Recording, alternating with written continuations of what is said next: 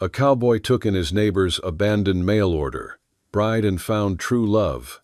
The wind howled like a wounded beast through the Montana Territory that December night of 1889, driving sheets of snow against the weathered logs of Daniel Brooks's cabin. Inside, the 3-4-year-old cowboy sat close to his stone fireplace, working a piece of leather with practiced hands. The storm had caught him unprepared, forcing him to bring his small herd closer to the homestead before the worst of it hit. Daniel paused in his work, listening to the timbers creak under the assault of wind and ice. He'd weathered many such storms in his 12 years on this land, each one a test of will between man and nature. His calloused fingers resumed their task, mending a broken bridle by the flickering light of the fire. The cabin, though modest, was solid, built with his own hands from pine and cottonwood, chinked tight against the elements. A sharp crack echoed through the night, followed by the crash of a falling branch somewhere near the barn. Daniel rose from his chair, reaching for the Winchester propped against the wall. Living alone this far from town meant staying vigilant, even in weather that would keep most folks huddled by their fires. Then he heard it, a sound that didn't belong to the storm, faint, but unmistakable, knocking. 3 weak raps against his door, barely audible above the wind's fury. Daniel froze. No one with good intentions would be out in this blizzard. His nearest neighbor, old Tom Garrett, lived 3 miles east, and even that fool wouldn't venture out tonight. He approached the door cautiously, rifle in hand. The knocking came again, weaker this time. "Who's there?" he called, voice rusty from days without speech. The storm tried to swallow the words whole. No answer, just that feeble knock, the kind a body makes when it's using up the last of its strength. Against his better judgment, the kind that had kept him alive through stampedes, floods, and men meaner than winter, Daniel lifted the heavy bar and cracked open the door. The wind lunged inside, shoving the door and peppering the floorboards with hard, glittering snow. But what he saw made him forget the cold entirely. A woman swayed on the threshold, more ghost than flesh. Ice crystals clung to her dark hair, which had come loose from its pins and hung in stiff, glassy strands. Her traveling dress, a deep blue wool now turned to iron by the freeze, clung to her like armor that had failed. She held a small carpetbag in fingers, pale as porcelain. "Please," she whispered, "please help me." The word "please" cut through him more sharply than any wind. Daniel dropped the rifle and caught her as she folded forward. She weighed nearly nothing, bird-light and brittle with cold. He dragged her inside and shouldered the door shut, throwing the bar down. Then he bore her to the hearth, laying her on the rag rug and piling split wood into the firebox, as if flame could be persuaded by urgency alone. Her eyes fluttered open green, an unexpected spring under all this winter, then closed again. Her whole body shuddered so violently he feared her teeth might break.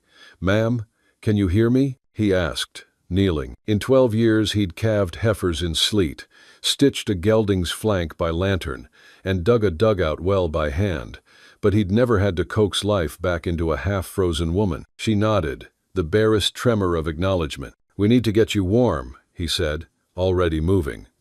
He hauled every blanket he owned off his narrow bed, and then hesitated. Her dress was soaked solid, a prison of ice. "Ma'am, He cleared his throat, ears burning at the impropriety, even as another gust rattled the shutters. "Your dress, those clothes have to come off or you'll catch your death. I'll turn my back. Wrap up in these. There's a flannel shirt of mine too. It's clean." Fear flickered in her eyes, fear of him. He realized with a bleak twist in his chest, but she gave a small nod. He spun toward the wall, jotting his attention down to the ordinary. The grain of the logs, the knot that looked like a sleeping eye, the peg where he hung his hat. Behind him he heard the small, frantic rustle of fabric, the wet slap of a skirt to the floor, the clatter of a numb finger fumbling a button.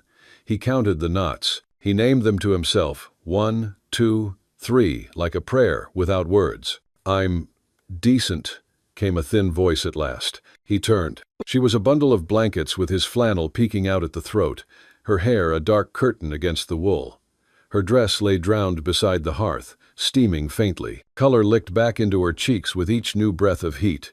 Daniel poured strong coffee, cradling the tin cup in his hands to warm it before placing it in hers. She trembled so hard the cup clattered against her teeth, and he guided it to her mouth with steady fingers. "Thank you," she breathed after 2 swallows. "I thought I was sure I would die out there." "What in blazes were you doing in this?"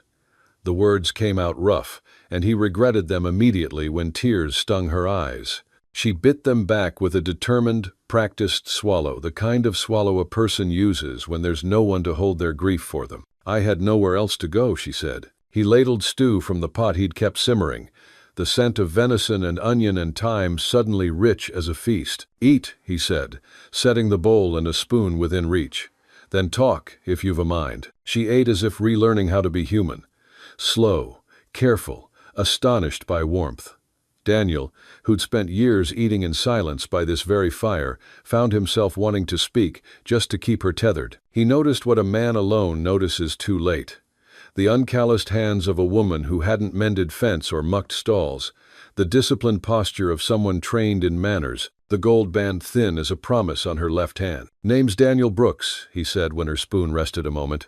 "This here is my place." "Clara," she said, eyes on the flames. "Clara Whitmore, though I suppose that doesn't matter now." The way she said it, worn, brave, made him want to argue with the whole universe on her behalf. "It matters to me," he said, surprised by the plainness of it. She pulled a damp envelope from the neckline of the flannel, a desperate hiding place, and handed it to him with fingers that had warmed to pink. He left this, said it explained everything. Then by the firelight he read the tidy, cold handwriting of Henry Callahan. Of course, it would be Callahan, the richest man in the valley and the poorest in Mercy. The words were clean as a ledger, final as a stamp on a bill of sale. Dissolution of understanding, misrepresentation, unsuitability, $10 enclosed for return passage. $10. As if dignity had a price tag and a discount for snow, Daniel crushed the letter in his fist and fed it to the flames. The paper brightened, curled, spoke its last in a hiss. They watched it blacken, an ugly mouth closing. "Thank you," she whispered, as if the burning gave back something small and necessary inside her. "Bastard," Daniel said, and the word felt insufficient against the selfish arithmetic of a man like Callahan. "You'll stay here tonight. Storm will blow itself out by morning." He heard his own voice and knew he was already choosing.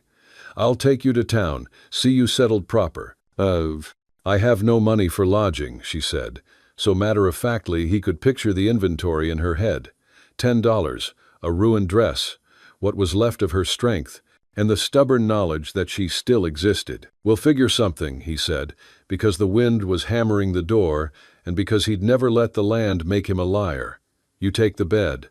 I'll sleep here by the fire." "I couldn't." "You could," he said, gentling the words. "And you will. That's all there is to that." Oaf. She watched him with those green eyes that made every lie visible and every truth startling. "Thank you, Mr. Brooks. I won't forget your kindness." "Just being neighborly," he muttered, but the words felt different than they ever had in his mouth. They felt dangerous, the way a man's footing feels on ice when he knows the pond is deep. He rolled his bed near the hearth. The wind keened.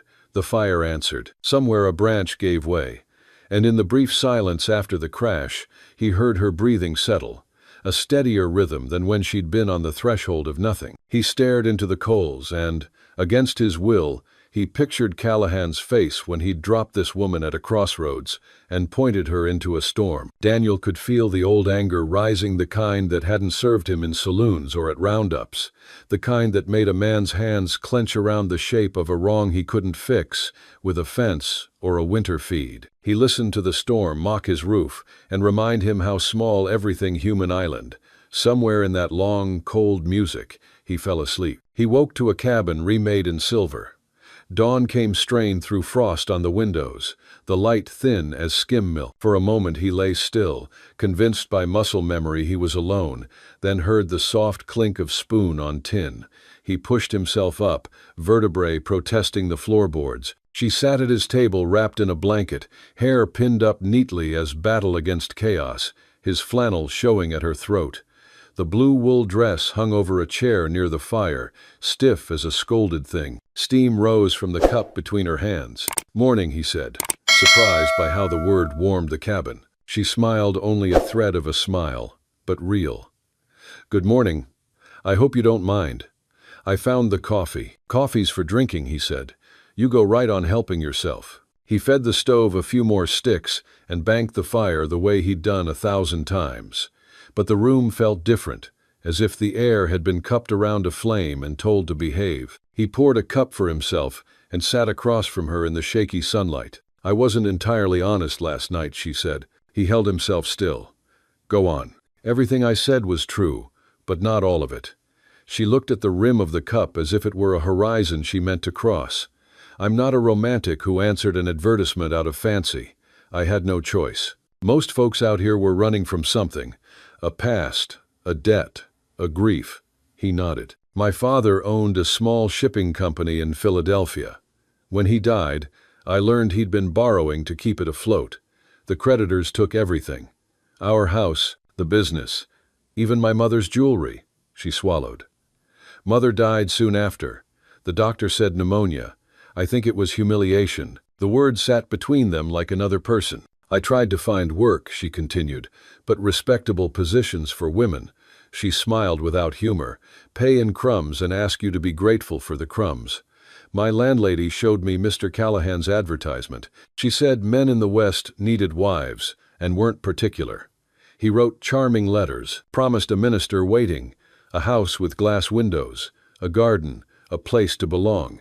She lifted her eyes. "I wasn't looking for love, Mr. Brooks. I am 26. I wanted a life that would not grind me into nothing." "Seems to me wanting not to be ground to nothing is as good a reason as any," he said. She untied a little packet and offered him one of Callahan's letters. The words sprawled with smooth confidence. "Earnest expectation, preparations underway, the future bright, the bride to be cherished." Daniel read it through, hearing the exact cadence of a man who always got what he wanted. "What did he say at the station?" Daniel asked softly.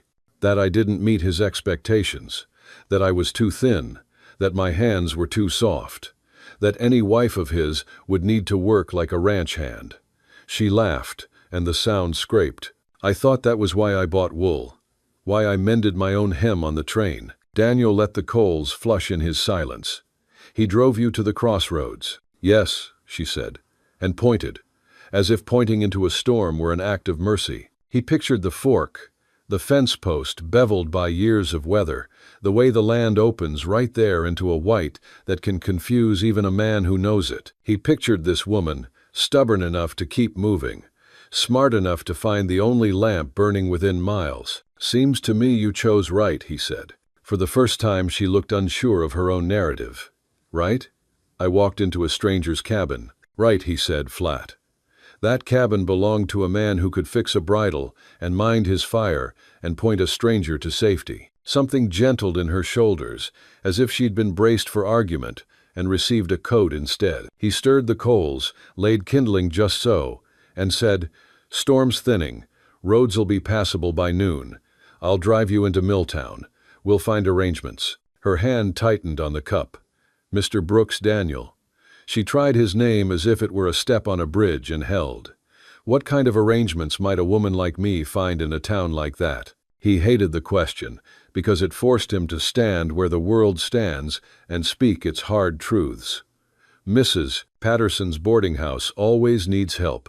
The school might need a teacher come spring. Doc Morrison's wife is poorly, he could use a hand." "And if they don't?" she asked, no trace of self-pity, only the ledger of reality. "Then we look again," he said. "That's the only way anything gets done out here." Her mouth twitched, and in that small movement he saw a woman who'd learned to brace the world with humor when nails were short. "You are very stubborn. Comes standard on these prairies," he said. She set the cup down. "You're kind." He shrugged because the word made him feel unsteady, like stepping down into snow you hope is shallow. "Just doing what's right." "Right would have been to bar the door.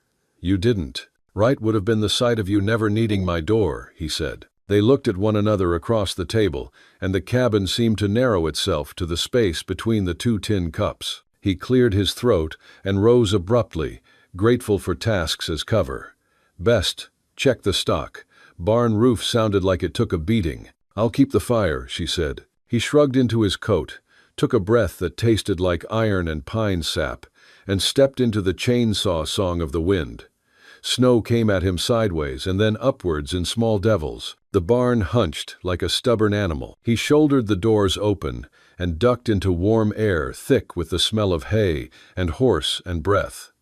The mares lifted their heads, dark eyes rolling in soft recognition. He ran his hands along warm necks, checked water pails rimmed in ice, felt for drafts with the back of his hand. The roof had lost a few shingles.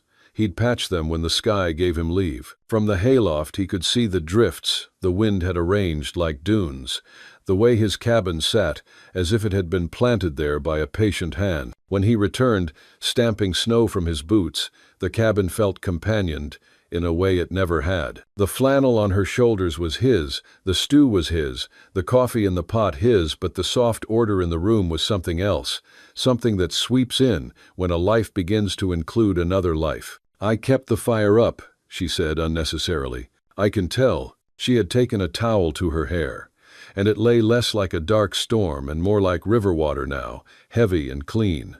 Her dress still sulked on the chair back. She stood and almost swayed with the motion. He reached out without thinking and steadied her by the elbow. Heat jumped between them with the simple contact shock, recognition, warning. "Thank you," she said, pulling back at once, and the formal distance between them returned like a chaperone. "Eat," he said gruffly, ladling more stew.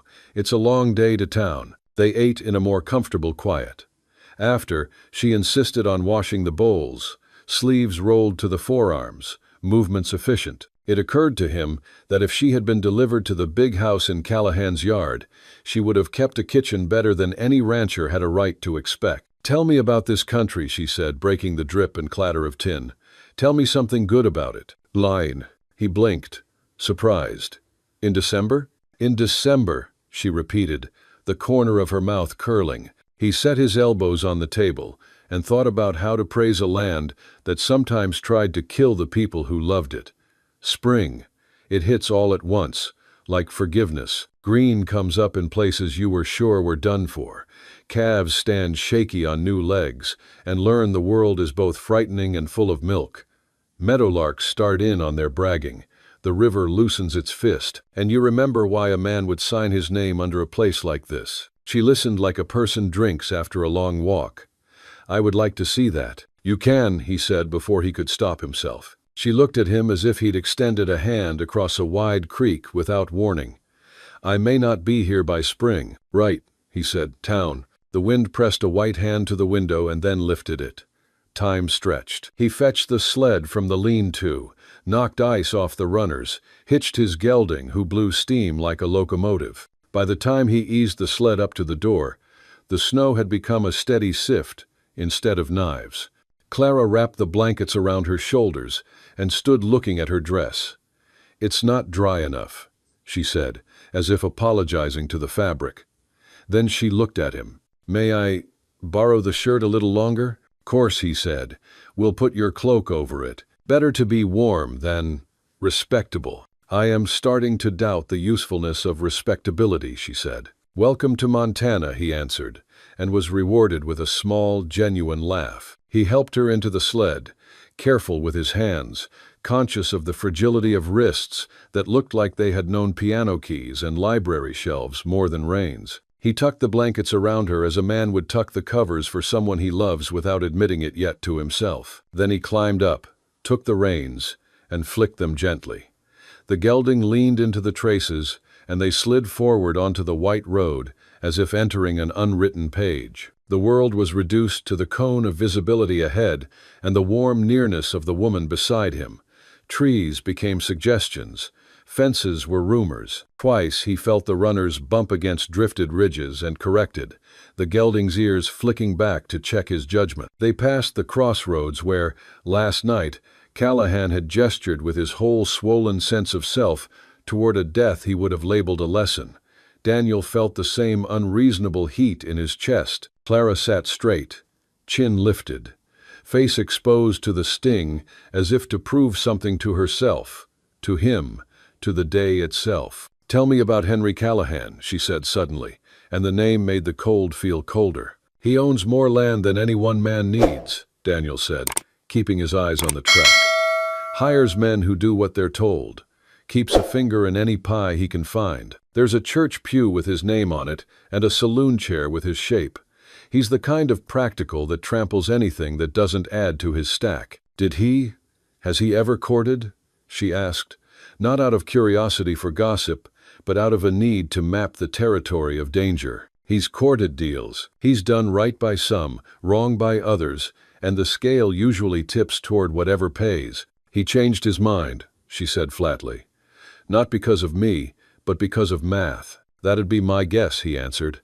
"But you're no man's arithmetic." She looked away into the white, and he wished, for the first time in years, with the ache of wishing that he were a poet instead of a man of fences and fees. He would have given her words that felt like summer apples right then. A wind gust curled sharp around them. The gelding tossed his head. Daniel leaned into the reins and set the sled straight. "You're safe," he said, and meant it as a vow that would cost him if it had to. "Safe," she repeated to test the taste of it. Then she gave him a small, sidelong glance. "I believe you." The trees thinned. The river field lay to the right under its quilt. Beyond, somewhere in the hush, a coyote sang a single, thin note of life. Near the bend about a mile from town, the sled hit a drift's soft shoulder and listed. Daniel threw his weight, but the backrunner slid off. The sled settled at a cockeyed angle and stopped. "Stay put," he said. "I'll ease her back." He stepped down. Snow went to mid-calf, and the cold chewed his shins through the denim. He braced his shoulder against the sled's side and heaved while clucking to the gelding. The runner scraped, resisted, then popped back onto the track with a sound that felt like relief made audible. "You all right?" Clara asked, breath smoking. "Fine," he said, and then looked at her long enough to know that he was not speaking about himself. They reached Milltown under a low sky that had started to fray at the edges. Chimneys wrote their little letters to heaven. The general store door banged and released a coil of warm spice and kerosene. The smithy's anvil rang once, answering its own echo. People turned to look because people always look at Daniel Brooks, who mostly came in for nails and salt, and the woman in his sled, hair pinned neat but borrowing a man's shirt under a cloak. He pulled up in front of the boarding house. Mrs. Patterson, a woman built like a dependable chair, opened the door and peered out. Her eyebrows, which had never been known to rest, climbed high. "Dan Brooks," she called. "What frozen angel have you dragged to my steps?" "Mrs. Patterson," he said, boots squeaking on the shoveled walk. "This is Miss Clara Whitmore. She needs a room and work, in whichever order you've got them today." Mrs. Patterson's eyes took in everything in the space of 2 blinks. The fine bones of Clara's face, the quality of the carpetbag despite its damp, the gold ring that was not a wedding band but close, the fact of Daniel's flannel at another throat. She stepped aside without another word and made a sound that might have been a cluck and might have been a blessing. Inside smelled of coffee and soap and the faintest ghost of last Sunday's roast. The little stove in the front parlor chuckled. A pot of something useful simmered. Mrs. Patterson's hands were already making a nest out of order. "Coat off," she commanded. "Boots by the mat. Mr. Brooks, you can set that bag there. Miss Whitmore, you look like a person who can learn quickly. I need morning help laundry Monday and Thursday, bread daily, rooms turned before noon. Pay's not rich, but it keeps a soul fed and roofed. If you can mind a pot and a sheet, you've a place here." Clara's face did something Daniel had not yet seen it do. It opened. "I can learn anything," she said. "I've found that to be true of most women who have had to," Mrs. Patterson said dryly. "Now, Mr. Brooks, you look like a person who belongs outside more than in, and I've got no use for you pacing tracks in my floors. Come back after supper to check on your orphaned fledgling if you must." Something in Daniel bridled at being shooed. Something else, a larger, something was grateful. He set the carpetbag where told and stood in the small storm of not wanting to leave and knowing he should. Clara turned to him and held out her hand. He took it. It was warmer than last night, the strength of it surprising. "Thank you," she said simply. "I won't forget." "Don't," he said, and tried to make it sound like a jest and failed. He stepped back into the street where the day had lightened into a color people would hesitate to call blue. He stood for a moment on the boarding house step and let the cold use him as a tuning fork. Then he unhitched the gelding and led the sled toward the livery to trade for hay and salt and to have his runner checked. In front of the sheriff's office, he paused, thinking of a letter turned to ash, thinking of a man with too much land and not enough shame. He lifted his eyes to the ridge above town where the pines rode a dark line against the sky. A figure sat a horse up there. It could have been a stump. It could have been a trick of light, or it could have been the kind of trouble that watches through field glasses and calculates. Daniel flicked the reins and told himself he had imagined it. The horse shook its head as if disagreeing. Back at the boarding house after sundown, lamps threw warm ovals onto snow. He stood on the stoop again like a boy, hat in his hands, and knocked. When Mrs. Patterson opened, she made a show of rolling her eyes, then stepped aside. "Don't drip on my runner," she said, and gave him the kind of look that suggests permission to try again tomorrow if necessary. Clara stood at the far end of the parlor with a stack of folded towels hugged to her middle like a conquering flag. She looked tired in the good way, the way a day's work makes a person reel to themselves. When she saw him, something brightened in her face, not a lantern, but the quick flare of a match. "Daniel," she said, and the sound of his name in her mouth was the first true warmth of the day. "How'd it go?" he asked. "I have a job," she said, "which means I have a room." Her smile wavered. "Which means I am not a person pointed into a storm." He nodded because there are moments when nodding is a kind of reverence. "Good. Mrs. Patterson says she'll pay me at week's end. I'll pay you back for—" "You won't," he said a little too quickly. Then he gentled it. "There's nothing to pay." She didn't argue. She seemed to understand that the ledger between them was written in a different ink. "Will you—" She stopped herself as if remembering a rule she did not intend to obey anymore. Will you join me for supper?" Mrs. Patterson cleared her throat in a way that meant she would allow such a thing as long as nothing in her house caught fire. Supper was stew again. Only this stew was punctuated by the low conversation of other boarders, a traveling tinker with a laugh like a sneeze, a widow with wrists stronger than most men's, a boy who slept in the kitchen because he chopped the wood at dawn. Daniel ate with a quiet joy that startled him, like finding a spring after he'd declared the country dry. When he rose to leave, Clara walked him to the door. "I'll be all right," she said, as if to release him from a promise he had not spoken aloud. "I know," he said. Outside, the air had sharpened. He stood on the steps and looked at the ridge again. The trees were only trees. Still, the hair rose on his forearms under the wool. "Good night, Clara." "Good night, Daniel." End of 2. He walked back to his sled with the peculiar awareness of being watched, not by eyes, but by his own future, which had come to stand shoulder to shoulder with him without permission. At the top of the ridge a horse shifted, and a man's shape leaned forward for a better look. The cabin felt larger without her, and emptier in a way that had nothing to do with square footage. Daniel set about his chores, as if a man could outrun a feeling by working it to death. Watered the gelding, forked hay, checked the traps along the willow line where the river bent, and split wood until the headache behind his eyes softened into the blunt ache of arms fairly used. Toward dusk, he lit the lantern, trimmed the wick, and stood with his hand on the door latch longer than made sense, as if the room itself might ask him not to go anywhere tonight. He went anyway. A man who leaves things to chance out here usually leaves them forever. The sky was a pale, bruised yellow where the sun had slipped away, the rest of it a smear of gray like fingered soot. The road to town had packed down some under traffic. His sled skated easier. He told himself he was headed to the general store for lamp oil and salt, but his pockets already held a new tin of matches and a half sack of salt. Truth, clean and inconvenient. He wanted to see if a woman who'd walked into his life like a snow-buried star was still all right when it was dark. On the last rise before town he stopped, reins loose in his gloved hand. Lamps had bloomed in windows up and down the single street. In the boarding house parlor window he could make out silhouettes passing Mrs. Patterson bobbing, the widow with the strong wrists, the boy who chopped wood, and yawned openly. He didn't see Clara in that parade of moving shapes, and the want of it tightened something along his ribs. He felt foolish at once. This was not his to want.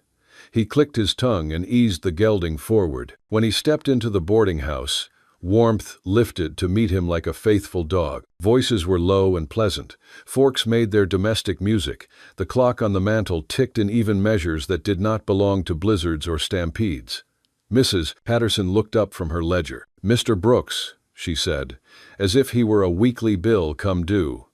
"If a body didn't know better, a body might suspect you of courting my new help." "I'm here for my own supper," Daniel said mildly, then ruined the nonchalance by adding, "and to make sure Miss Whitmore's settling in." "She is," Mrs. Patterson said, and if there was a curl of approval in her voice, she didn't let Daniel see it long. "She folds a sheet like a woman who understands that order is a kind of love. Sit, you'll have stew." Clara appeared in the doorway, with a tray balanced on her palm, and a damp curl of hair clinging to her temple. She wore her cloak open over a modest blouse and skirt that didn't quite match, patched by some quick and tidy hand earlier in the day. The flannel shirt had been returned, washed and folded. He saw it on a shelf in the hall, his name pinned to it with a straight pin. He felt unreasonably proud of that scrap of cloth for a second. "Good evening," she said, and all the politeness in the world couldn't hide the light that came into her face when she saw him. "Mrs. Patterson will have my head if I linger, but I wanted to say thank you again. It was a day with edges and a middle, and I could hold it. That hasn't been true for a long time." "Glad to hear it," he said, and meant it with the simplicity that startled him. She moved past with the tray, and he watched her, not hunger, not yet, but the attention a parched man gives the shape of a well. He ate stew that tasted of pepper and relief, and listened to the tinker tell a tale so tall it needed its own pair of boots. He laughed once, out loud. The sound surprised him. He hadn't heard it in that register for months. On his way out, he paused at the parlor door. Clara was coaxing the boy into a chair and mending the frayed cuff of his shirt, head bent in a concentration that looked like prayer without any church words. The boy glowed with the odd pride of being temporarily the center of the universe. She glanced up when Daniel shifted, just enough to say she had noted his presence, and that it did not make the air harder to breathe. He tipped his hat and left before the moment could become anything larger. Outside, the ridge had a new bruise of cloud above it. Snowmakers still, even after a day of letting the sun try its small hand. The hair on his forearms lifted again. This time he knew it wasn't only weather. He stopped by the sheriff's office and warmed himself at the small stove, hat in his hands again. "Evening, Dan," Sheriff Wade Thompson said from behind a desk littered with notices no one wanted to read. Wade had the weary good looks of a man who'd seen more than was fair and settled early on doing the nearest right in a world full of wrongs. "Storm treat you decent?" "Took a few shingles," Daniel said. "Lost a fence post at the bend. Stock's fine." He hesitated. "You seen Callahan today?" "Not in town," Wade said. "But Red Whitcomb says he spotted riders on the North Ridge. Might have been Callahan and one of his hands. Might have been pine shadows. Snow plays tricks." Wade looked up. He had the habit of seeing the thing under the thing. "You bring that lady in earlier." "Miss Whitmore. She's at the boarding house." "I heard." Wade nodded slow. "You did right.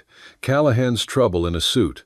Men like that always take the shortest line between their want and the world.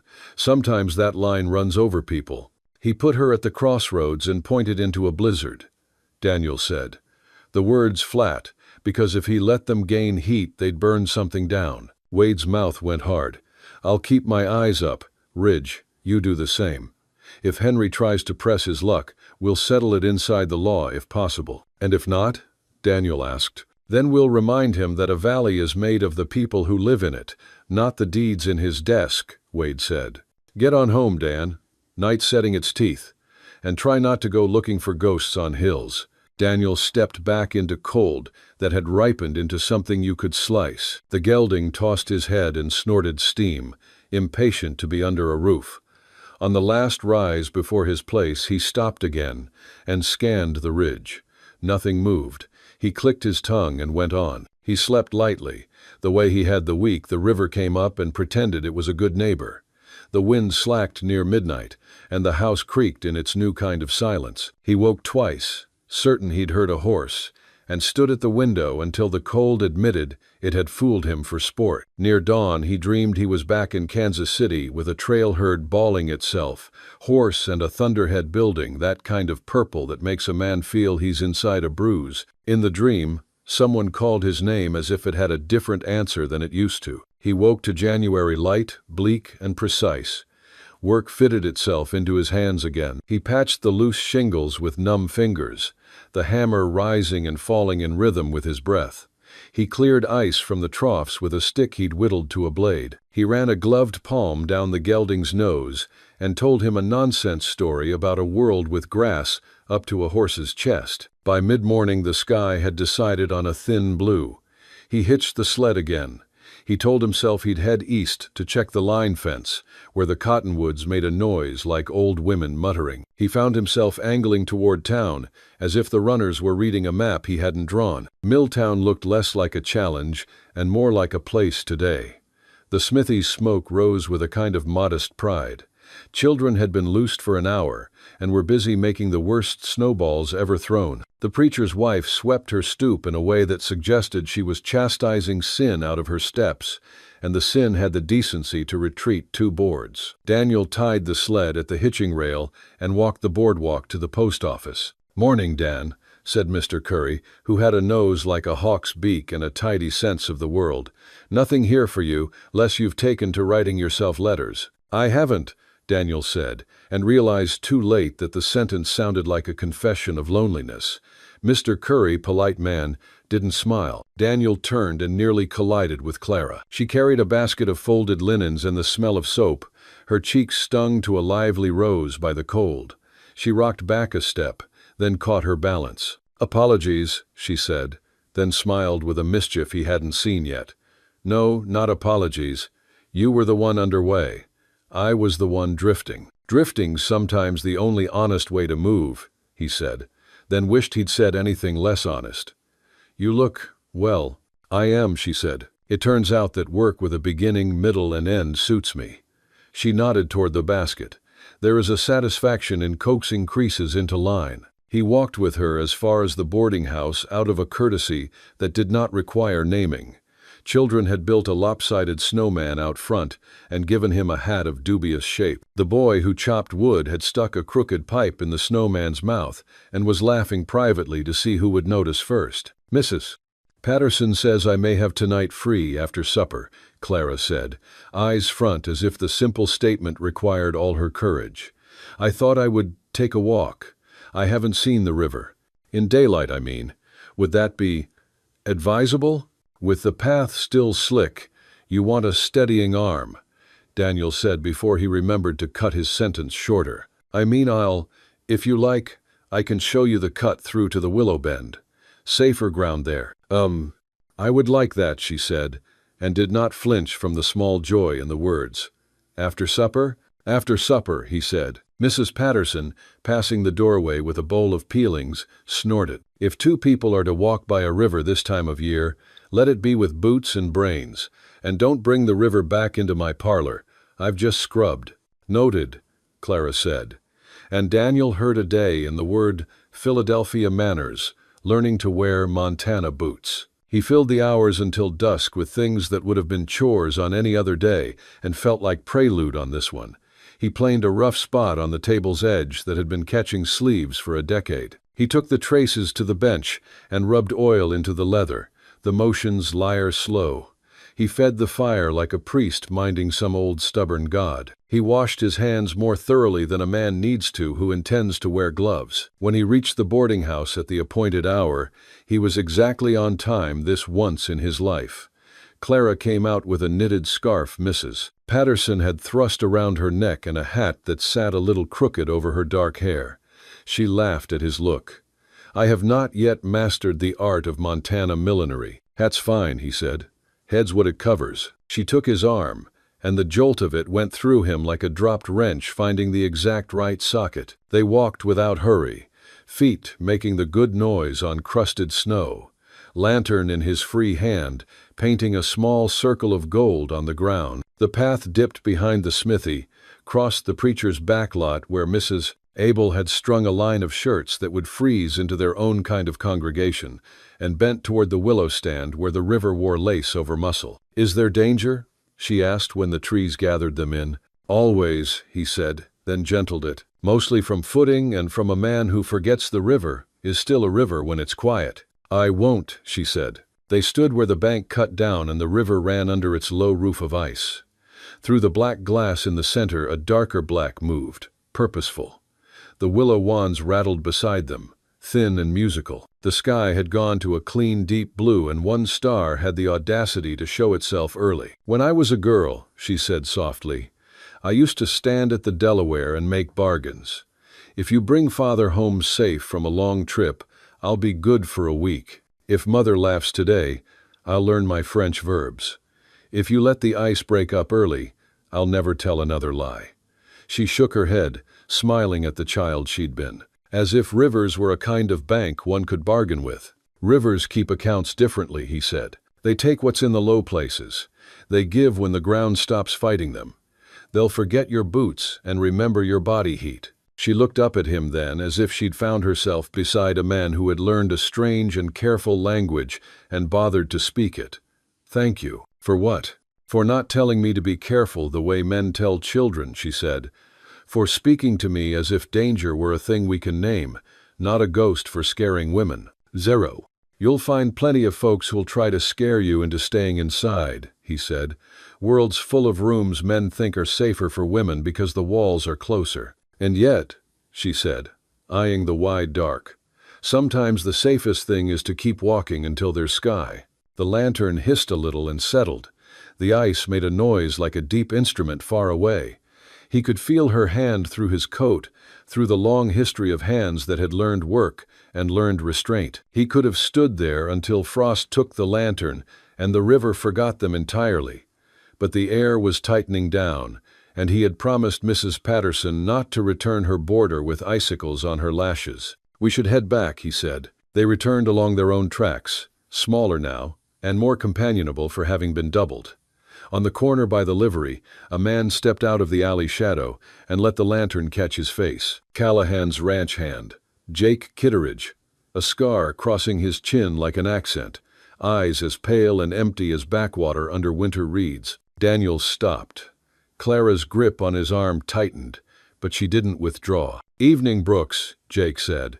He had the tone of someone breaking a stick just to hear the sound. "Evening," Daniel said. He kept his voice as flat as a shovel blade. Jake's gaze took in Clara with a leisure that felt like a smear.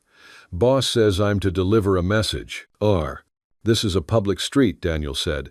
"If he wanted to talk, he could try his mouth instead of your booth heels." Jake smiled with 3/4 of his face. "Message is this. The lady was paid for.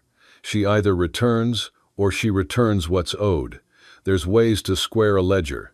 His eyes enjoyed what they implied. Beside Daniel, Clara's chin lifted. "You may tell your employer that I am not a crate of dry goods, and his $10 was not a dowry. He dissolved our understanding in writing. If he wishes to see me, he can call at the sheriff's office and speak where men who keep records can hear him." Jake's smile went flat. "Boss don't like being made a fool." "Boss made his own bed," Daniel said. "If he doesn't like the straw, let him thresh better." Jake looked from one to the other and saw a thing he didn't have a name for two people who had decided that fear would not be the first language they spoke. He spat neatly into the snow. "You'll wish different." Then he slid back into the alley as if the dark had invited him to supper. They stood side by side until their breath settled and the lantern stopped shivering. Daniel exhaled first. "He won't stop with talk." "I know," Clara said. "Fear doesn't get bored. It needs telling to sit." "You sure you still want to?" "Yes," she said, and he heard a new note there, a rung he hadn't gotten to in the ladder of her will yet. "Mrs. Patterson did not scold when they came in, but she nodded once in the direction of the sheriff's office, and Daniel took that to mean he should go there and say something a man with a badge could write down. He did. Wade listened, jaw set, pencil moving. "I'll speak with Henry in the morning," Wade said.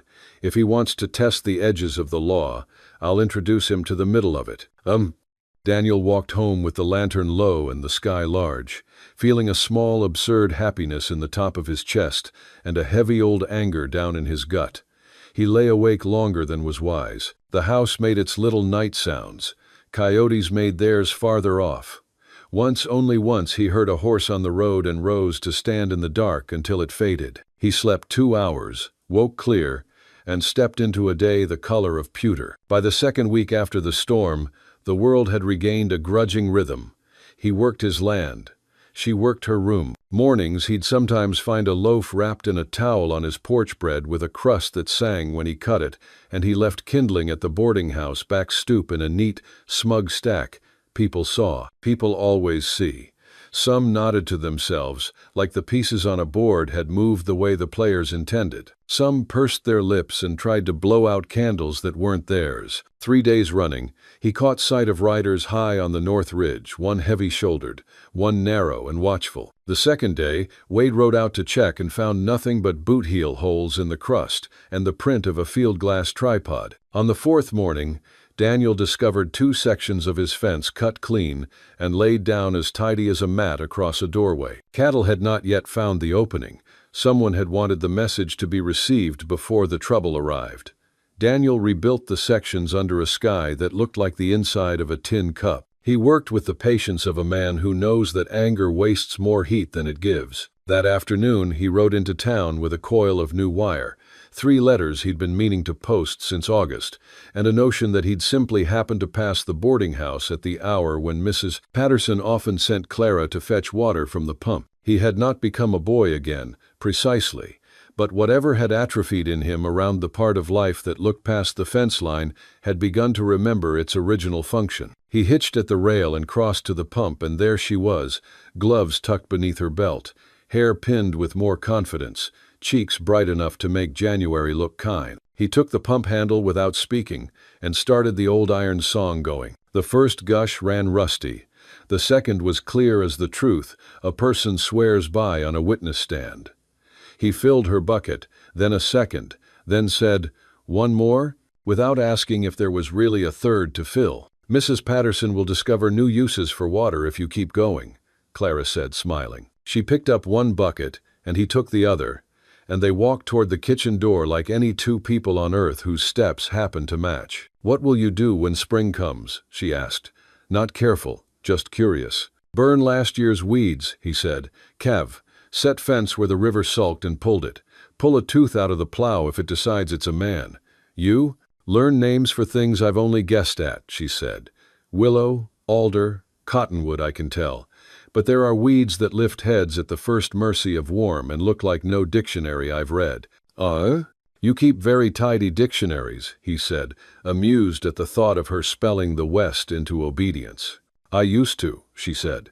"It seems the West requires one to be a little less sure and a little more awake." He set the bucket down at the kitchen door and took off his hat without thinking, as if the doorway were a threshold to something holy. She saw the gesture, and her face did a soft, private thing he pretended not to notice. "Daniel," she said, suddenly serious, "if I ask you something and you would rather not answer, will you tell me outright, rather than invent a gentle lie to spare me?" "I can do that," he said. "What made you come here? Not just to Montana, to this exact piece of land.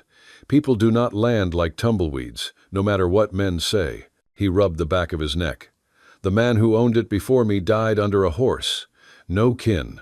I'd worked it enough to know its moods. Took all I had and a promise to the bank that I'd live on less than I thought I could. I came because I wanted to be the kind of man who could stand a winter and not leave. I wanted to build something that didn't ask permission to be itself." He glanced at her. "I wanted to belong to something that wasn't a herd that would be sold off in Abilene and forgotten by Wednesday." She listened with the kind of attention that makes a man hear himself without flinching. "You have," she said simply. "Belonged, I mean. I can see it in the way you look at your fence line and your sky." "Maybe," he said. "Sometimes I think a place belongs to you when it stops trying to scare you and starts trying to teach you. Sometimes I think that's just what people who are stubborn say so they don't have to admit they're afraid." "Both can be true," she said. "Fear and belonging. They are not opposites. They are often roommates." "Oh." He laughed, not the earlier surprised laugh, but one of relief, because it is a rare thing when someone points at the insides of you and names the furniture there without scolding it. They were still standing there with wet boards underfoot when a hat shadowed the doorway. Mrs. Patterson looked from one to the other, read entire chapters in a glance, then said, "Mr. Brooks, I require nothing from you, except that you continue to contribute to the woodpile anonymously, and that you refrain from bleeding on my floors if you are set upon by fools. Miss Whitmore, I require that you finish those linens and pretend you did not see me smile." "Yes, ma'am," Clara said, eyes dancing. "Ma'am," Daniel echoed, and tipped his hat again so earnestly that Mrs. Patterson allowed herself just one snort. The next morning, Wade's boot prints marked Daniel's porch before dawn. Daniel opened the door to find the sheriff with a face like weathered iron. "He's pushing," Wade said without preamble. "Sent word through Jake that he wants a meeting. Men to men, no badges." "Where?" "Old quarry above Split Rock. Says tomorrow at noon. Says he means to talk it out. And if he doesn't, then you keep your hands where I can see them," Wade said. "I'll be in the scrub 30 paces off. If he brings a lawyer's tone and a bully's hand, I'll bring the badge. You sure you want this?" "I don't," Daniel said. "But not wanting doesn't stop a thing from being true." Wade nodded, the look of a man who has been fed the world's hard diet too long to be surprised by its texture. "Tell no one but the one person who ought to know." He looked pointedly toward town. Daniel saddled the gelding and rode in before sun cleared the pines. He didn't go to the boarding house door. He went around to the kitchen entrance and knocked lightly. Clara opened, flower on her cheek and a strand of hair doing as it pleased. "Good morning," she said. She saw his face and set the towel down.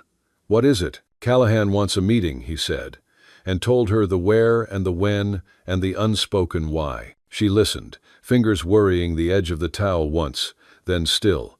"He'll bring options he thinks you'll take," she said. "Money to walk away, threat to make you step back, honey for the front of the tongue, iron for the back." Do not go alone," she said. "I won't. Wade will be close." She looked at him the way women have looked at men riding into trouble for as long as men have been such creatures.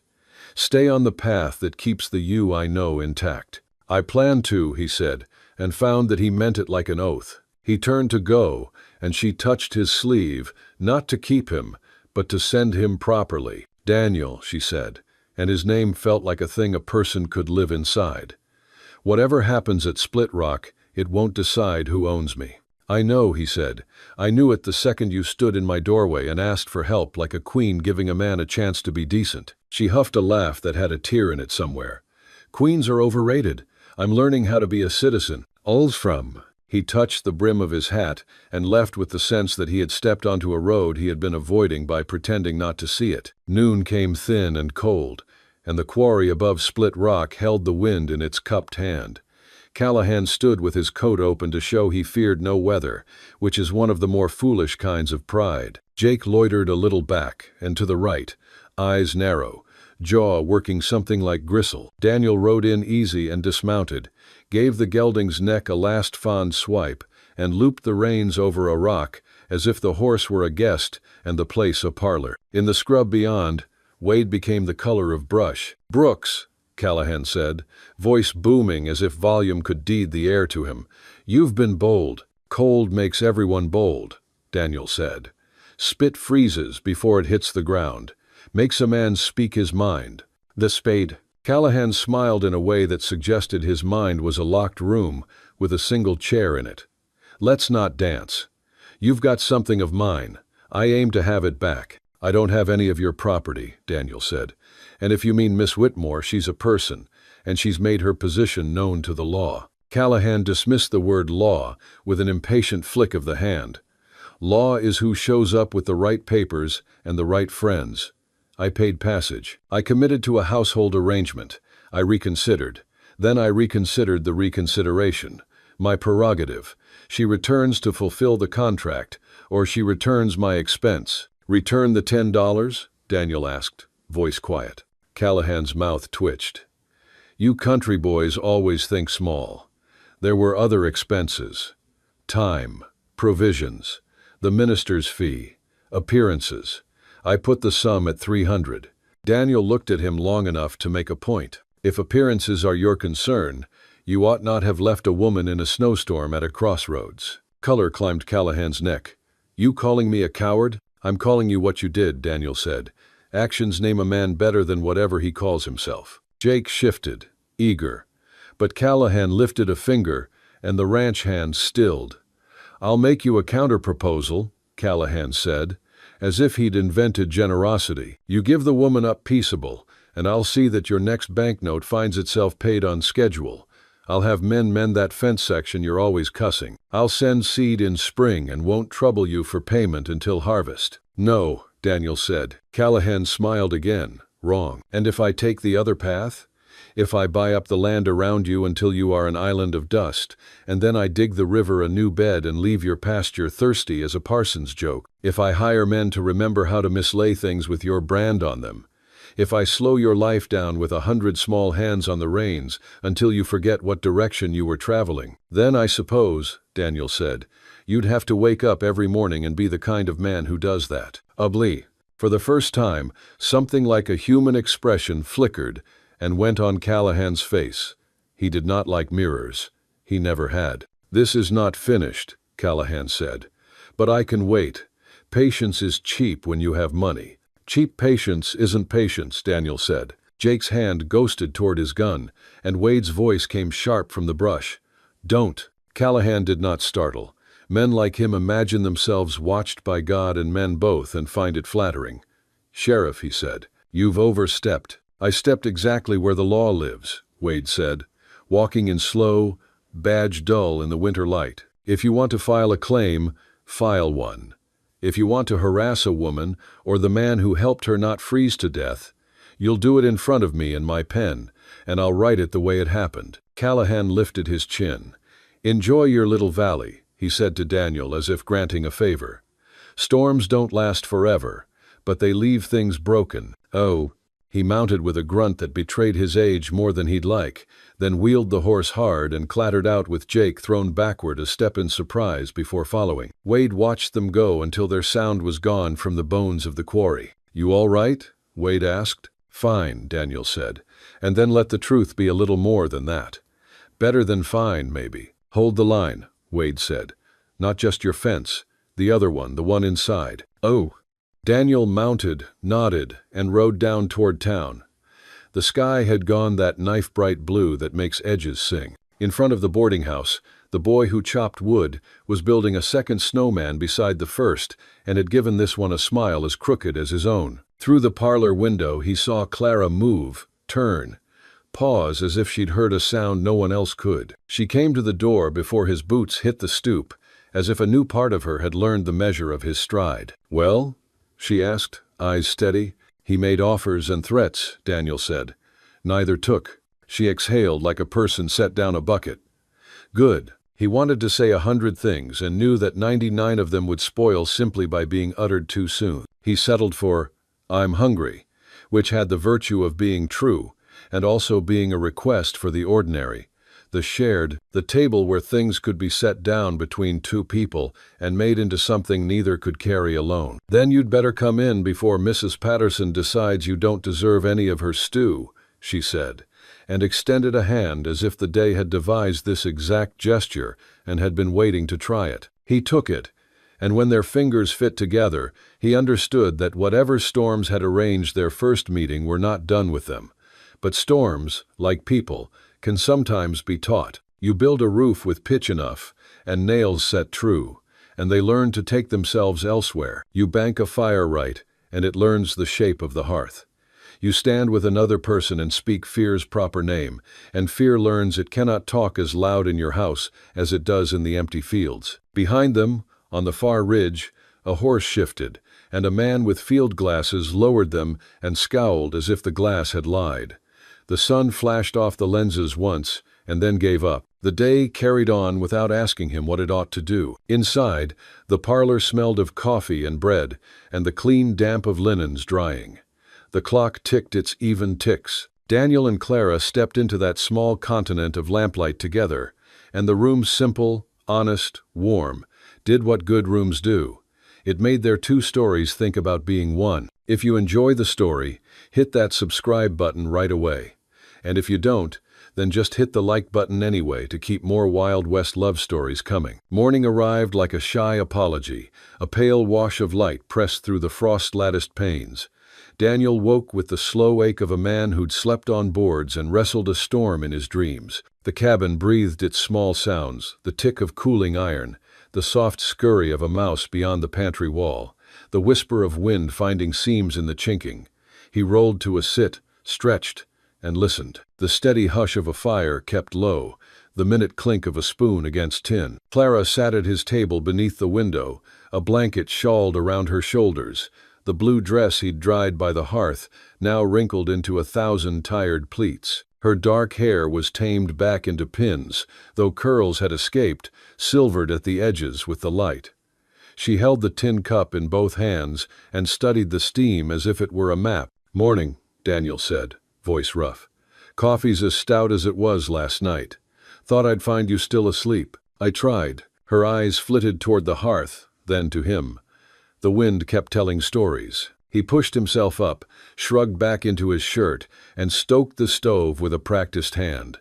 Bacon went to the pan, the scent unfurled across the room like a promise. Outside, the storm had lost its teeth.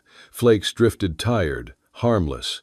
The sky was the color of pewter. "Storm's easing," he said. "We'll see how the drifts lay. Road to town runs in the trough of that draw. She'll be deeper than a preacher. Might need a day or two." Clara nodded. The blanket slipped a little as she reached for the coffee pot. He noticed the slight tremor in her fingers, the kind that comes after a long fight finally ends. He turned the bacon and pretended not to. "Eggs?" he asked. "If you have them to spare." "I do." She watched him crack them, one-handed, neat and quick. He'd learned to make food with the frugality of men who winter alone. Just enough fat to keep the iron happy, just enough salt to remind a person he was still alive. He slid the plate toward her. She took it with gratitude she tried to hide. They ate with the slow, companionable silence of people who know hunger in different languages. After a while, Clara set her fork down, gathered herself like someone approaching a cold river. "I wasn't entirely honest last night," she said. "Not dishonest, only incomplete." He waited. "My father died 2 winters ago. He left debts. I sold nearly everything. I was able to secure a position as a companion, then lost it when the family moved south. I learned to work, but in cities that means knowing people, knowing doors." She forced a smile. "The doors I knew were closed. Most doors out here are just planks and hinges," Daniel said. "Nothing a shoulder and a good mood can't open. I thought the West might be that. A place where my lack of pedigree wouldn't matter as much as my willingness." Her fingers found the edge of the letter bundle she'd set on the table. "Mr. Callahan's letters were careful, respectful enough to make me hope, practical enough to make me trust. He wrote of a big house, with glass windows that would squeak when winter set its teeth in them, of a garden he'd fenced but needed tended. He promised a wedding with a minister and cake, neighbors to shake hands with. I read those lines until the paper thinned." "And he left you at a crossroads," Daniel said, anger returning like a fever. "He looked me over as if I were a colt he hadn't ordered. Too thin, too pale, too—" She exhaled hard. "He said he wanted a wife who could survive a Montana winter." "You did," Daniel said. She blinked. "You walked a blizzard to knock on a stranger's door and didn't fall down till you had to. You survived a Montana winter before you even properly met one." A smile tugged at the corner of her mouth and went shyly away. "Opinions differ," she said, "but I thank you for yours." He stood, collected their plates, and washed tin in the basin with hot water he'd had the sense to keep. Winter's first law: always bank more than you need. While he worked, Clara rose and folded the blanket, smoothing it with the care of someone who'd known things that wrinkle and never unwrinkle again. "I'll earn my keep until the road clears," she said. "If you'll allow it, I can sew and sweep. I can read accounts. If you have milk cows, I can learn to handle them without being kicked to death." He tried not to grin. "That last part's the more important. There's cream in the cool room if your ambitions run toward butter. It would be a kind of victory to conjure butter from a blizzard."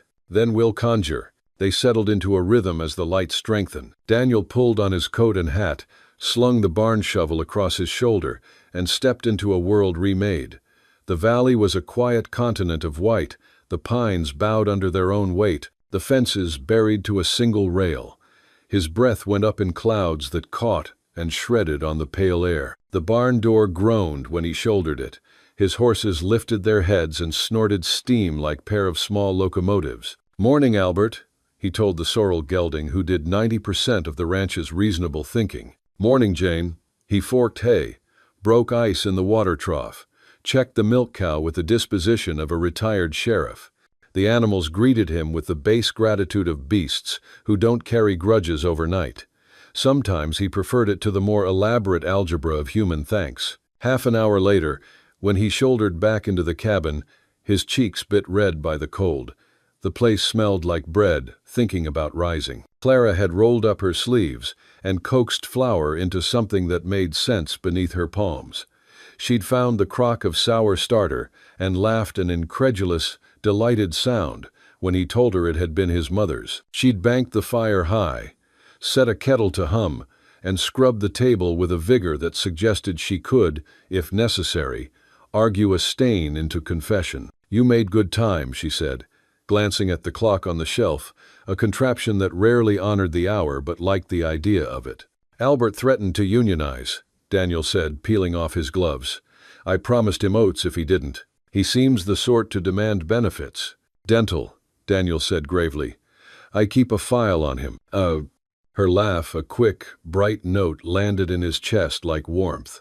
He'd forgotten the size of a cabin when laughter was inside it. They spent noon in small labors that make a day mean something, mending a torn shirt at the elbow, chopping more slabs from the cured side of pork, whittling a peg for the closet door that had a mind to swing in any weather. Clara discovered his books a Bible, 2 almanacs, a book on cattle ailments that spoke of diseases like old stage actors, and she turned those pages with a hunger he recognized. The hunger for company that doesn't interrupt. When the light slanted toward afternoon, she set aside her sewing and drew out the bundle of letters again. She untied the twine with the deliberation of someone undoing a spell. "I don't know why I brought these," she said. "Proof of a promise kept by no one." "Oh, proof you were promised to," Daniel said. "That's not nothing." "It's worse," she said softly. "Paper is such a convincing liar." He nodded. He could read, had taught himself from the book that had taught millions. Black words marching down a pale field. Words were a second homestead if you tended them. They kept you. If you didn't, they went wild and cut you on the way past. He washed up the noon plates while she read, voice low, reciting that well-bred handwriting that had once sounded like salvation. She read the paragraph about glass windows. He pictured them shining like lake ice on a sharp morning. She read the promise about a minister.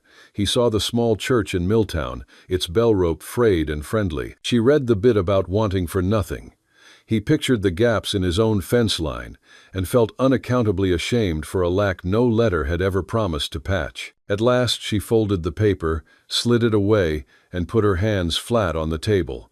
They were small hands, delicate, the sort a man almost wanted to apologize to the world with, but they had sewed his sleeve neat, set bread to proof, and learned the knack of his cook-stove in a single morning. He respected them, and that respect felt like something sturdier than pity. "He left you 5 miles short of town," Daniel said, as much to place the fact in the room as to evaluate it, "and it was coming on dark." "Yes," she said. "Why?"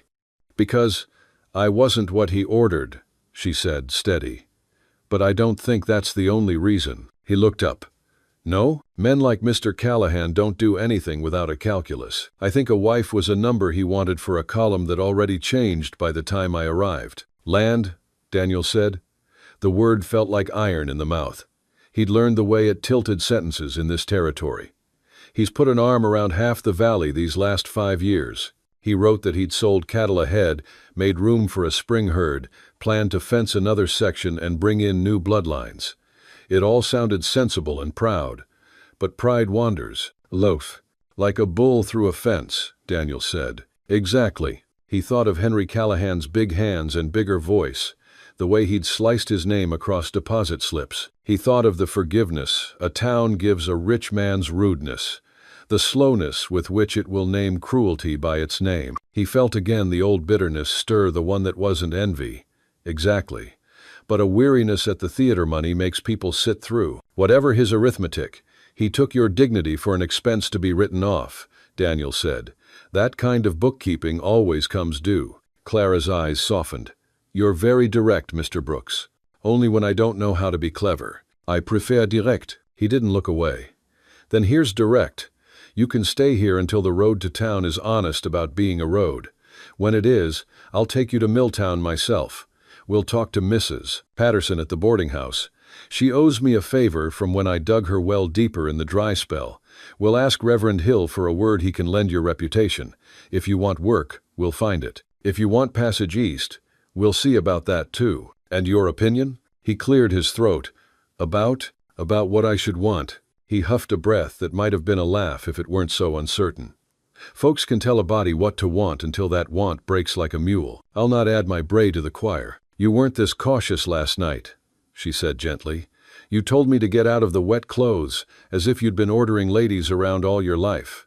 Last night there was a fire and a storm and a woman in trouble. The arithmetic was easy. And today the sums are longer. She laughed, not unkindly, and stood. Then let's work one problem we can solve. The cows? You volunteering? I'll take the one who isn't a retired sheriff. Oh, he grinned before he could help it. I'll walk you out there. Snow's deeper than it looks. They suited her for the cold as best he could, his old scarf wrapped twice, mittens that had known fewer winters than his hands, the coat he used when mending fence in a north wind. It was too large. It made her look like a sparrow playing bear. They stepped into the afternoon together. The sky had decided to be blue the way a stoic man decides to be kind briefly, without speech. The path to the barn was a trench he'd cut with stomps and stubbornness. She moved carefully, lifted by the odd buoyancy of a deep new snow. The air stung. The world squeaked beneath their boots in that peculiar way snow does when the cold is real and clean. Inside the barn, the warmth was animal and honest.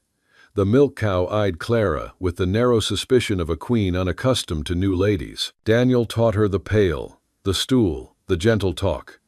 He showed her the way to shoulder the side without spooking the udder, the steady pull and release art that made milk into a rhythm. She doesn't hate me, Clara said after a minute, pleased. She is withholding final judgment, he said, but you make your case well. They worked there long enough for numb fingers to thaw and opinions to change.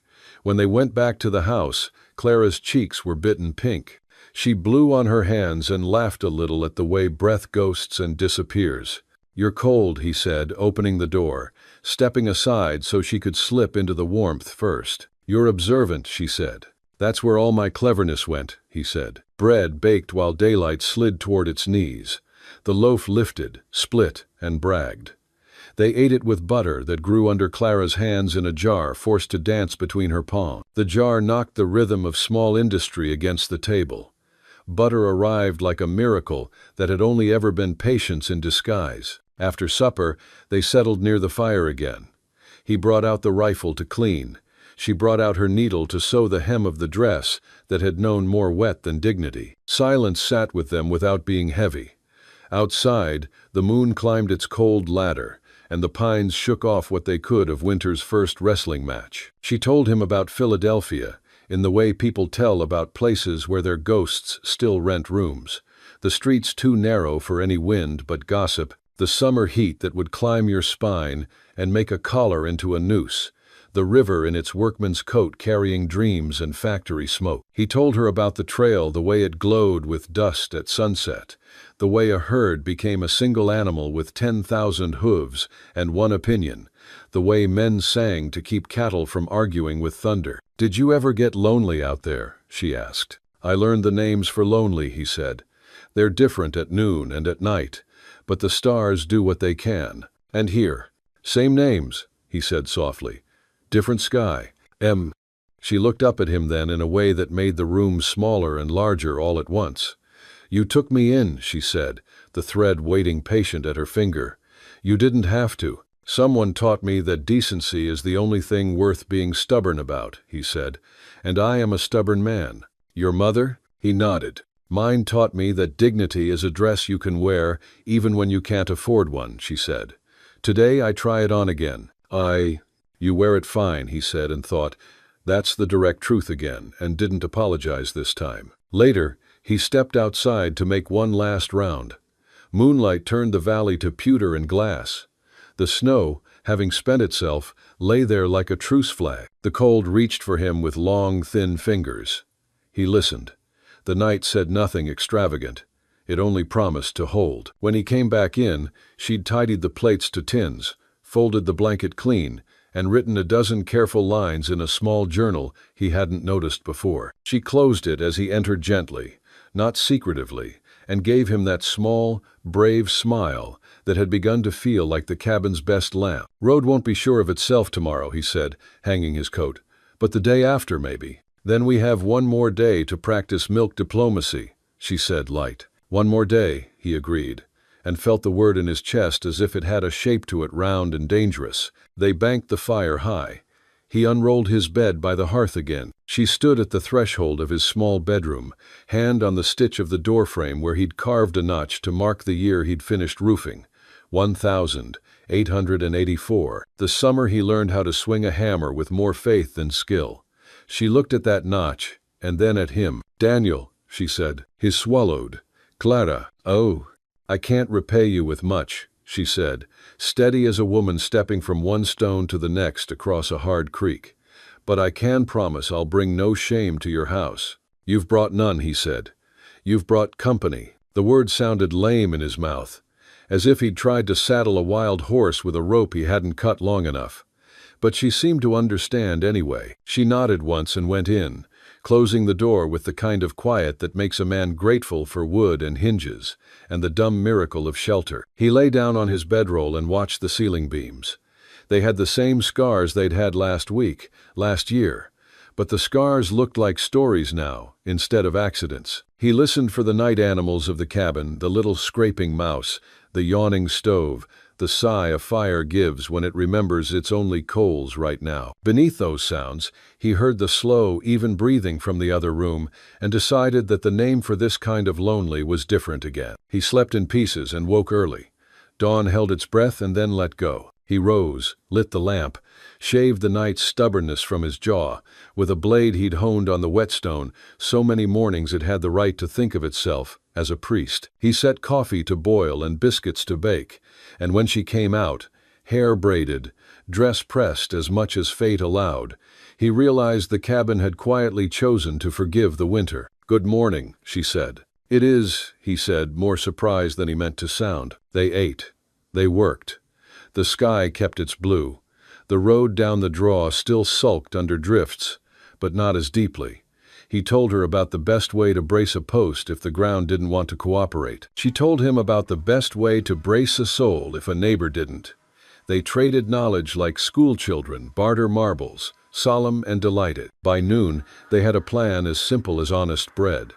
Tomorrow, if the wind stayed tucked and the sun stayed generous, they would hitch Albert and Jane to the sled and make their way to Milltown.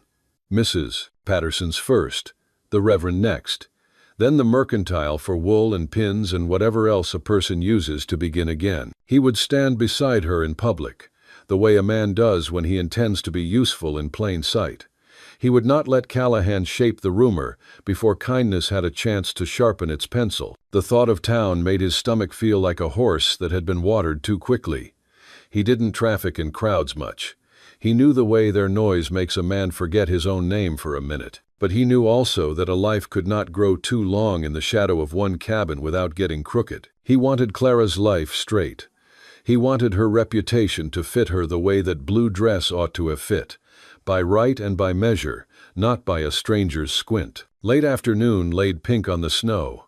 Clara stood at the window and watched the colors learn to keep themselves for later. "It's beautiful," she said again. Not the way a person remarks on a painting, but the way a person sees something that has agreed to keep her alive another night. "It will be green come spring," he said. "You'll smell it through a closed window." She didn't say, "I won't be here." He didn't either. Somewhere between the coffee and the cows, they'd agreed to talk about tomorrow and let spring hide itself behind a curtain they could pretend not to see. They sat by the fire when evening came, as they had the night before, and would again if the world was kind. She stitched. He whittled, his knife finding a horse inside a scrap of pine, the head too proud, the legs a little stubby, but the stance had sense. He was a man who had never been good at saying feelings with the tools other men preferred. He'd learned to say them in wood and fence wire, and the sudden stupidity of riding toward a storm instead of around it. When he put the little horse on the mantel, Clara looked up. "For luck," he said, embarrassed by the fact that he'd meant it. "For luck," she repeated, as if it were a kind of prayer. They banked the coals at last. He spread the bedroll. She slipped into the bedroom with a candle that made the shadows friendly instead of long. The cabin breathed, and somewhere beyond the pines, beyond the silence that lay soft tonight, the world adjusted itself to new weather that had nothing to do with wind or snow. A horse stamped. A bird took short wing and settled again. The moon rose into its chosen work. Daniel lay with his hands behind his head and said the smallest prayer he knew, one his mother had taught him when storms worried the roof. "Keep what you've given, Lord, and don't let me be too much of a fool to deserve it." All night the snow held its peace. All night the cabin remembered and forgot the same old heat. And in the morning, because stories must go on, and trouble likes a road as much as a wagon does, the valley would carry more than gentleness down from the ridges. For now, there were only two people, and one quiet house at the far end of the world, and the faint, astonished knowledge that the winter had left them not only alive, but obliged to tomorrow, to decency, to something like beginning. If you like Wild West love stories, or Wild West stories, drop a bunch of 1 second and your place in the comments for the Wild West Love channel. Tell me where you're listening from so I don't feel so alone out here. They sat in silence for a moment, the only sound the pop of wood in the stove and the wind sighing around the eaves. "What will you do now?" Daniel asked finally. "I don't know." Clara looked down at her hands. "I can't go back to Philadelphia. There's nothing there for me. I have $10, the clothes I'm wearing, and whatever's in that bag. Not enough for stage fare east, barely enough for a week's lodging. You could find work in town. Mrs. Patterson at the boarding house might need help." "Or Mr. Brooks," Clara interrupted gently. "I appreciate your optimism, but we both know what kind of work is available for desperate women in frontier towns. I may be naive about some things, but not about that." Daniel felt heat rise in his face. She was right, of course. Milltown wasn't exactly overflowing with respectable employment for unmarried women. "There must be something," he insisted. "Maybe the school needs a teacher, or I'll figure it out," Clara said with forced brightness. "I've survived this long. I'm sure something will present itself." But Daniel heard the doubt beneath her words. He stood abruptly, pacing to the window. Outside, the world lay buried under white, pristine, and unforgiving. His own struggles seemed small compared to hers. At least he had this land, these walls, a purpose. "Did Callahan specify anywhere in that letter why he changed his mind?" Daniel asked suddenly. Clara looked puzzled. "Just what he said at the crossroads, that I wasn't what he ordered." "Did he see you before yesterday? Did you send a photograph?" "No, he said he didn't need one. Said he trusted my description." Her eyes widened in understanding. "You think he had another reason?" Daniel turned from the window. "I know Henry Callahan. He's got a mean streak wide as the Missouri, but he's also practical. He wouldn't throw away a mail-order bride just because she's slender, not after paying for her passage." "Then why?" "Can't say for certain." Daniel chose his words carefully. "But Callahan's been trying to buy up land all through the valley. Maybe having a wife would complicate things. Or maybe," he hesitated. "Maybe what? Maybe someone made him a better offer. A rancher's daughter with land of her own, perhaps. Wouldn't be the first time a man broke an engagement for profit." Clara stared at the letters spread on the table. "So, I was just inconvenient." "That'd be my guess." She gathered the letters slowly, retying them with trembling fingers. "It doesn't matter why. The result is the same. I'm stranded in Montana territory with nothing and no one." "That's not entirely true," Daniel said before he could stop himself. Clara looked up sharply. What do you mean? He rubbed the back of his neck, suddenly aware he was walking onto dangerous ground. I mean, you're not alone right at this moment, and Milltown's not such a bad place. Folks might surprise you, like you did, Clara asked softly, taking in a stranger in a storm. Just being neighborly, Daniel mumbled. The same words as last night, but they felt different now, heavier with meaning. Clara stood, folding the blanket carefully. I should prepare to leave. I've imposed on your hospitality enough. No imposition, Daniel said quickly. And there's no rush. Snow's still falling. Mr. Brooks. Clara faced him squarely. You've been unbelievably kind, but we both know I can't stay here. People would talk. Your reputation I don't give a damn about. He stopped, took a breath. Pardon? I don't much care what people say about me. But you're right, your reputation matters. What's left of it? Clara said dryly. A failed mail-order bride who spent the night unchaperoned in a bachelor's cabin. I'm sure that will do wonders for my employment prospects. The bitterness in her voice struck him like a physical blow. She was right again. The proper folks in town would whisper, would judge. It wasn't fair. But fairness had little to do with how the world worked. We'll think of something, Daniel said firmly. Maybe Mrs. Patterson won't care about gossip if you can cook and clean. Or Doc Morrison might need help. His wife's been poorly. Clara managed a genuine smile. You're a good man, Mr. Brooks. Don't let anyone tell you different. As she turned to gather her few belongings, Daniel found himself memorizing details, the way morning light caught in her dark hair, the graceful way she moved, despite everything she'd endured, the quiet strength that radiated from her small frame. He'd take her to town as promised, find her safe lodging, help her get situated. It was the right thing to do, but standing in his small cabin, watching her carefully fold that wet, wrinkled dress, Daniel Brooks felt something shift inside his chest. He'd lived alone for so long he'd forgotten what it felt like to want to protect someone, to rage against the injustices they'd suffered, to wish he could make their world right again. It was a dangerous feeling for a man who'd built his life on self-sufficiency and solitude. And yet, as Clara turned back to him with that brave, broken smile, Daniel knew he was already lost. Hey there, friend, take a moment and get yourself a full glass of water. It's easy to forget, but staying hydrated is crucial for your health. Also, if you've been sitting for a while, do a quick lap around the room and give your eyes a break from the screen. Your body will thank you. The storm raged for 3 more days, trapping them in the cabin like castaways on a wooden island. By the second morning, Daniel had stopped suggesting they attempt the journey to town. The snow piled high against the windows, and the wind howled with renewed fury each time it seemed to calm. I'll pay you back for the food, Clara said on that second morning, watching him prepare breakfast. Once I find work, I'll repay every penny. No need for that, Daniel replied, slicing thick pieces of bacon. Can't eat money, and I've got plenty of supplies laid in. She insisted on helping despite his protests. Soon they fell into a rhythm. Clara cooking while Daniel tended the animals in the barn, fighting through drifts to ensure his horses and milk cows survived the storm. When he returned, cheeks red from cold, she'd have coffee waiting and something warm on the stove. You're a fine cook, Daniel commented that evening, finishing his second helping of biscuits and gravy. My mother taught me, Clara said, a distant look in her eyes. She said, a woman should know how to make something from nothing. I just never thought I'd need the skill quite this literally. They spent the long hours talking, carefully at first, then with growing ease. Daniel learned she could read and write with a fine hand, had studied mathematics and geography, could speak a little French. Clara discovered he taught himself to read from his mother's Bible and a few worn almanacs, that he'd built his cabin with help from a traveling carpenter, that he'd once driven cattle all the way to Kansas City. Why did you stay out here alone?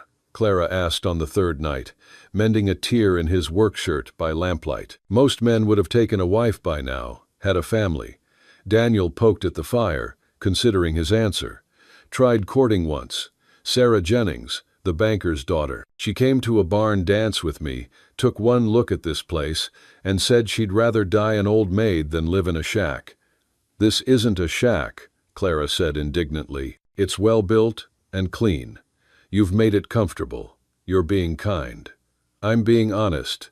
She sat down her sewing. I've lived in a Philadelphia mansion, Mr. Brooks, and I've lived in a tenement room with rats in the walls. This cabin is neither. It's a home. Simple, yes, but warm and safe and cared for. Sarah Jennings was a fool. Daniel felt heat rise in his face that had nothing to do with the fire. Well, she married a merchant from Denver, so I guess she got what she wanted. And what did you want?